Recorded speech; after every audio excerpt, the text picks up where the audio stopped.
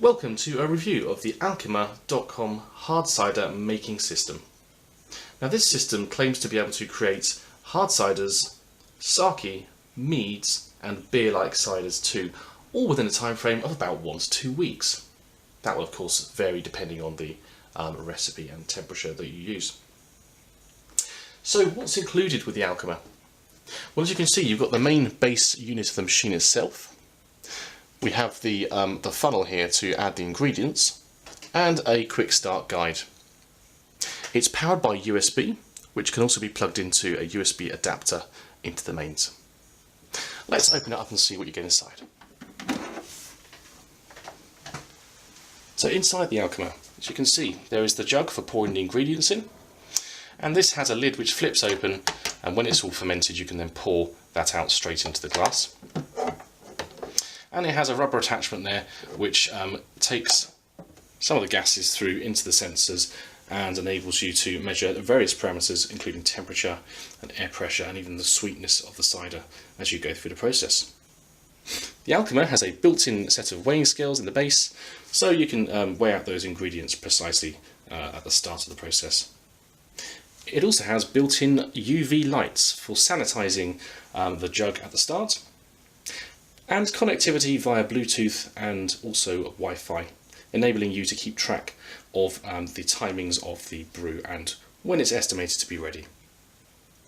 So we're very much looking forward to trying out a recipe with the Alchemy. We're going to start with a basic cider recipe and we'll follow it through using the app to guide us and see how we get on with the Alchemy.com cider machine. So on the app itself there's a large range of different ciders and their recipes available, and of course you can also create your own and save those for later. We're going to try the fresh apple cider recipe and see how we get on with that. So you notice it tells you about the various parameters that you're going to experience with that recipe, and also notes on sweetness, tannin, bitterness and acidity. The ingredients list is laid out very clearly as well. You see exactly what you need to add, as well as the overall instructions for preparing those ingredients. And then you've got your steps all the way down here, which you'll be able to synchronize with the machine as well, especially when it comes to weighing those ingredients out. So we're going to go ahead and start preparing those ingredients before we connect to the machine.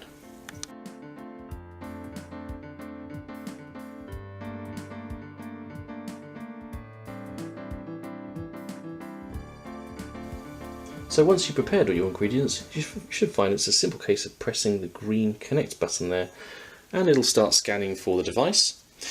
At this point it prompts you to hold down the logo light for at least 3 seconds there, and you'll notice it change colour as it starts to connect via Bluetooth.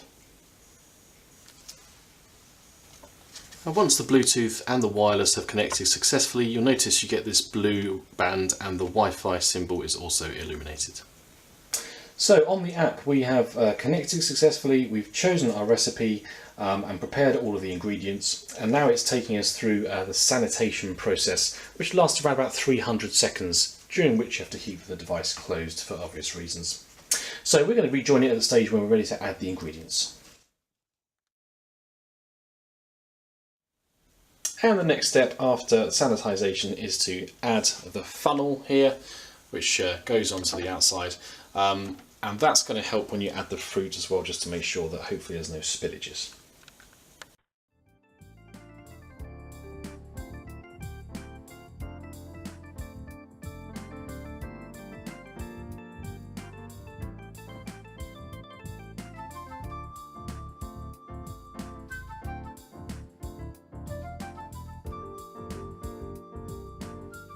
So we've added the apple and we've added the sugar, and the great thing about this app is it keeps you updated as to the exact weight as you go through the process, so you can make sure you're adding exactly the right amount. So that's really quite nice, and that updates very quickly via Bluetooth onto the app on your phone.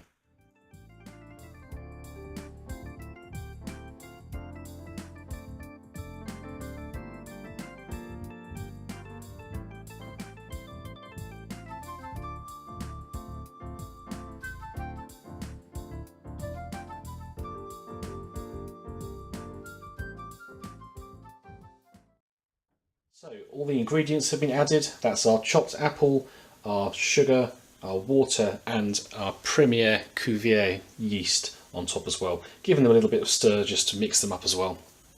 And literally that is it. We're now ready to close up. Make sure the rubber bung on the pitcher is on the side of the pitcher, so it's not blocking this vent here. And then close up the machine, put the lid down, and that is pretty much it. On the app, you're then prompted just to say, okay, everything's fine, and then the fermentation process begins. And as you can see, it tells you about the particular recipe we're trying, it tells you the current temperature, and it tells you the pressure reading as well. And then it's just a case of hitting I got it at the bottom. And the process is beginning. And that really is fantastic. So we're going to pick this up again, obviously when the fermentation is complete in 1 to 2 weeks' time.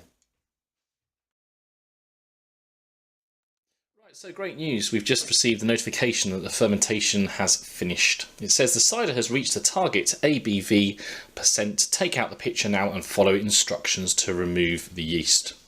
So if we press that button, pitcher's out, next step, and it talks us through what we have to do from now on. So 2 methods to remove yeast. There's a freezer method, taking 2 days in the freezer. The refrigeration method is probably preferable for us. That's 5 days of refrigeration. The yeast still remain active, less clear cider body, but a chance to get slight sparkling cider there. So we're going to try the refrigeration method. Click on Start Refrigeration, and it'll say walk you through the method and just notify 5 days later. So now we opened up the machine, the next step for us is to remove floating residuals. We don't want them mixing with the yeasts later, so we're going to do that. That's going to be a two-handed job there, so we're going to have to do that off camera. And the next step after that is to put the pitcher in the fridge for 5 days, making sure that the rubber seal goes over the top of the lid, which is currently plugged into the unit, just to keep the air out. So we'll go ahead and do that off camera and join you again shortly.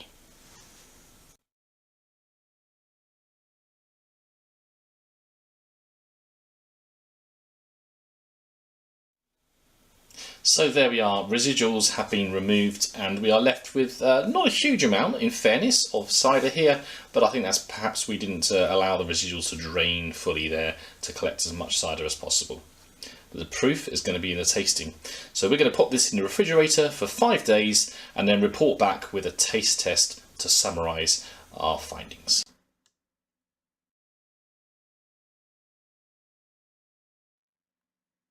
So here we are at the end of the process for this particular cider using the Alchemy machine.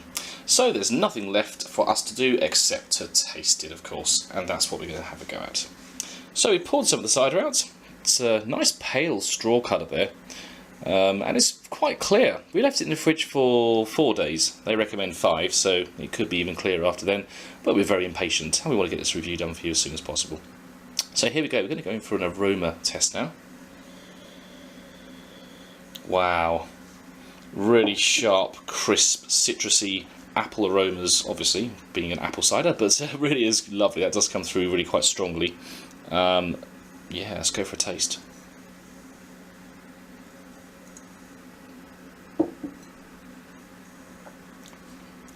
Wow.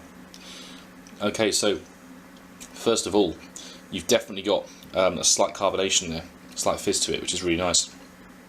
And it's full on flavour, it really is absolutely full on flavour there. Rich toffee, you've got citrus fruits there with the bananas almost coming through, obviously the apples, and a slight yeasty end there. That's really nice actually, and I'll be very happy to buy that from the shops. Wow, I'm really impressed.